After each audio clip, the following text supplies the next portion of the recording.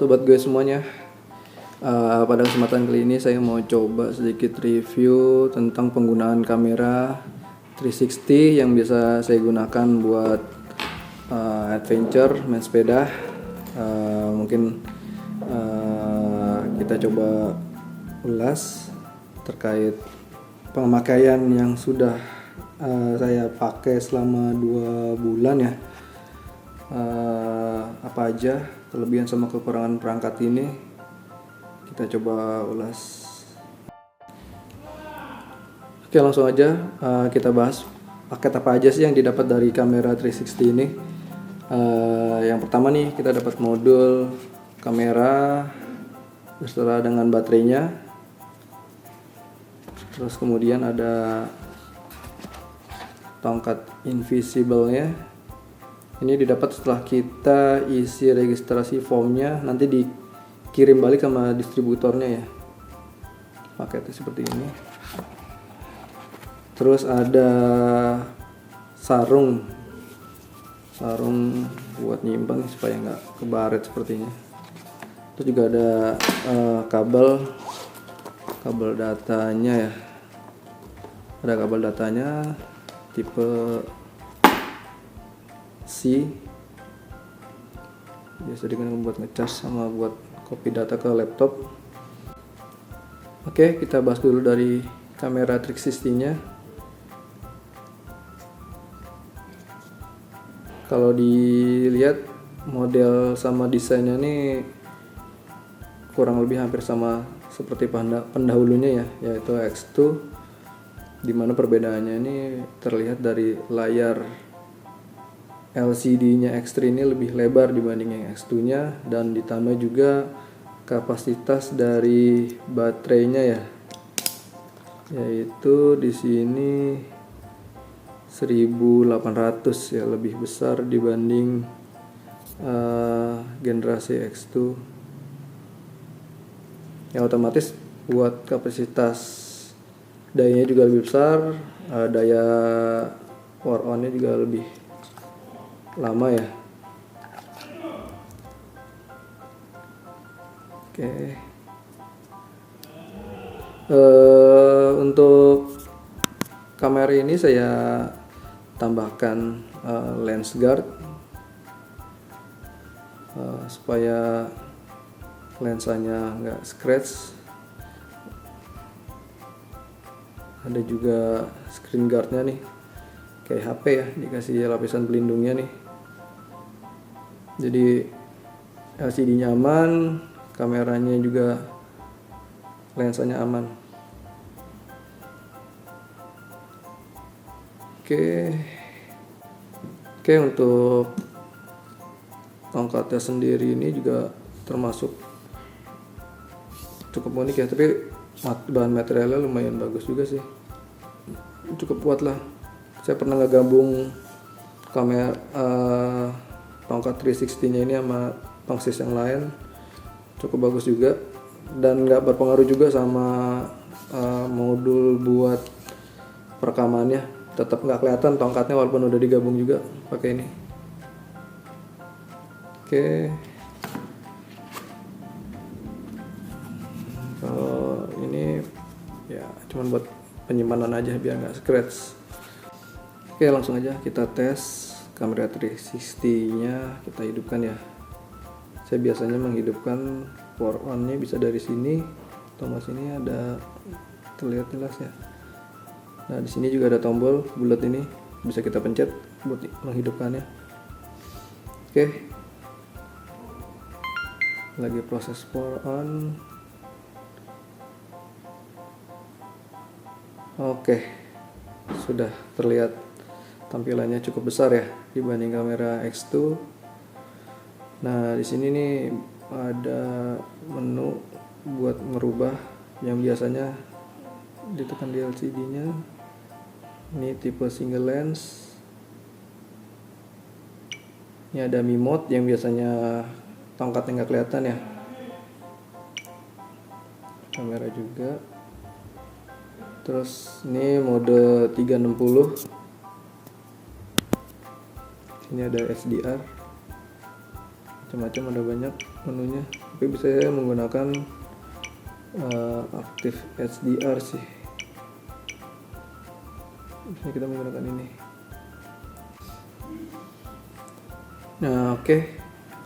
Di sini juga ada tombol ya, kelihatannya huruf Q.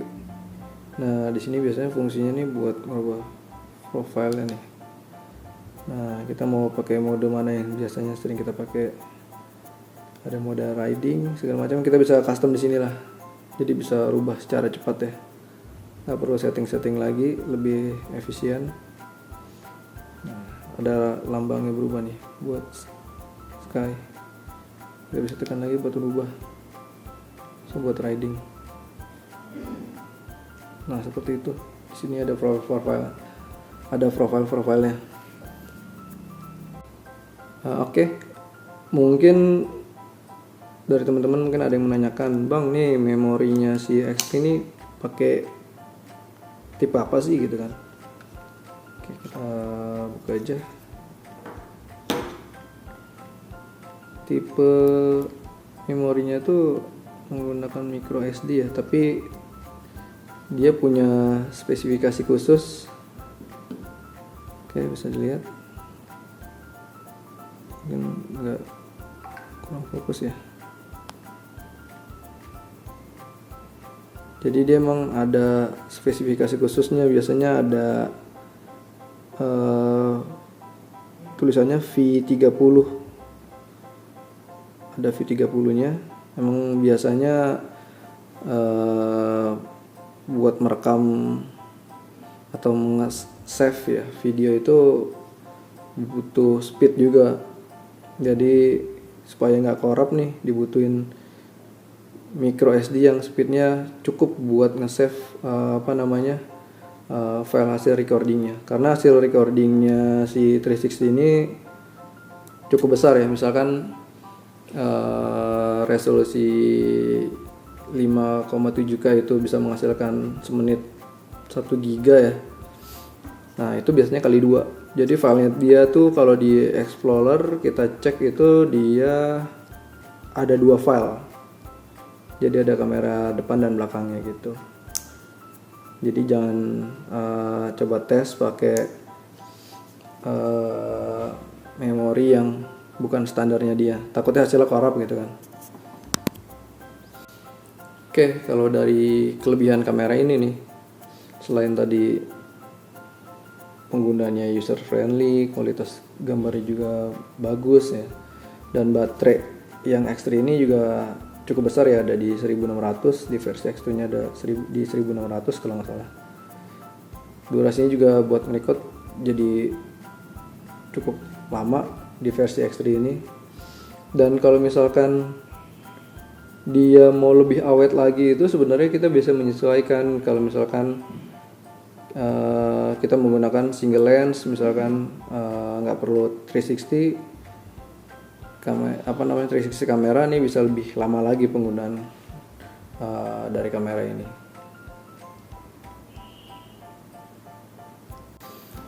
Oke, untuk kekurangan kamera 360 ini yang saya rasakan selama kurang lebih 2 bulan ya pemakaiannya untuk olahraga, buat bersepeda di bike park, buat belusukan.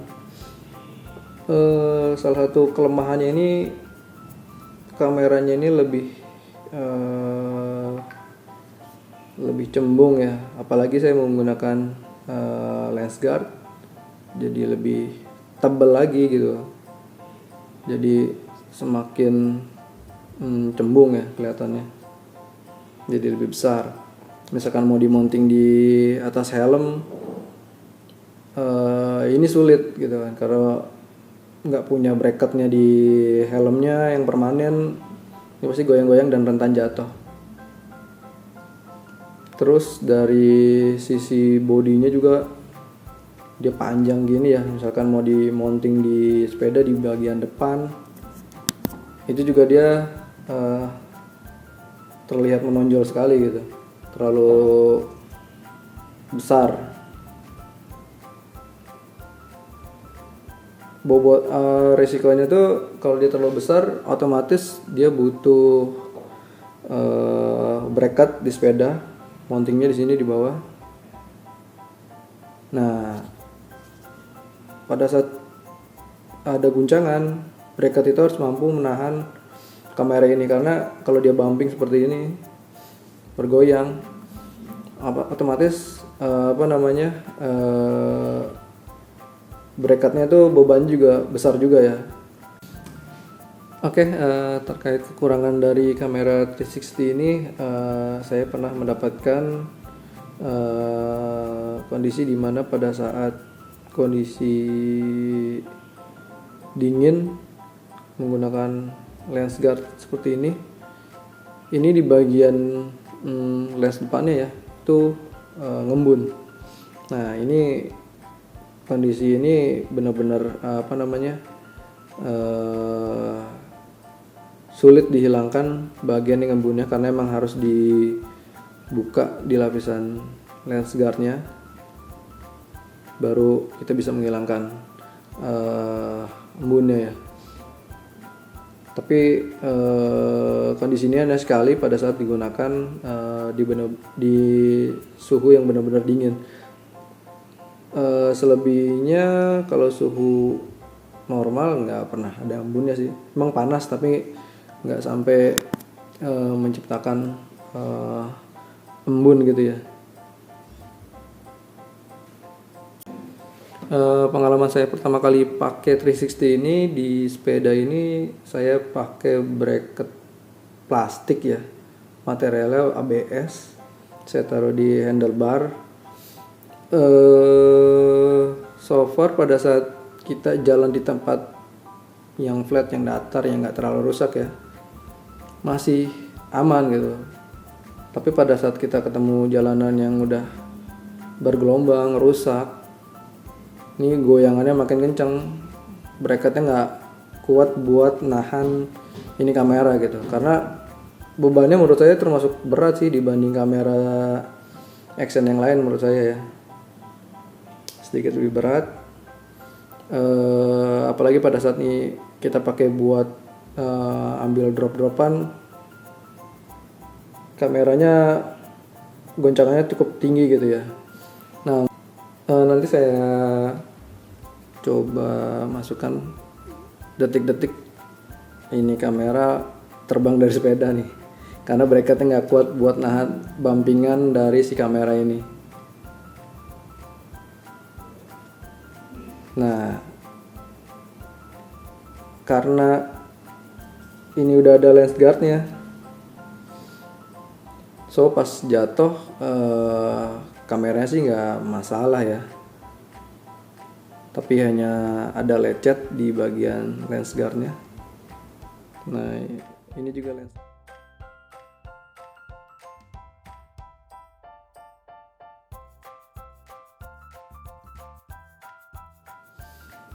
Oke, jadi pada waktu jatuh nih, dia ninggalin scratch atau baretan di sisi lens guardnya, lumayan dalam ya, ada lecet-lecet. Nah, tapi tenang aja sahabat guys, sebenarnya ada cara sih buat menghilangkan ya scratch di lens guard ini dengan cara dipoles seperti kita moles bodi mobil ya. Nanti mungkin saya masukkan sedikit video pada saat ngemoles lens guardnya. Hasil dipolesnya benar-benar sama ya, seperti baru lagi, mulus. Jadi nanti tinggal finishingnya aja supaya benar-benar nggak terlihat adanya bintik-bintik putih. Biasanya ada ninggalin bintik putih hasil dari serbuk buat komponnya.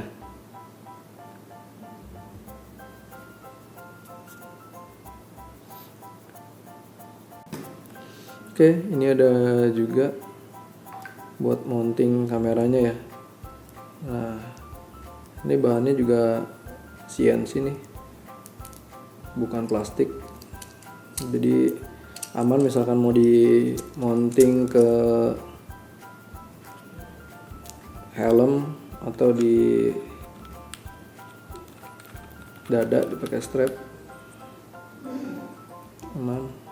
Ini bisa di adjust. Nah, bisa di adjust jadi dia kuat,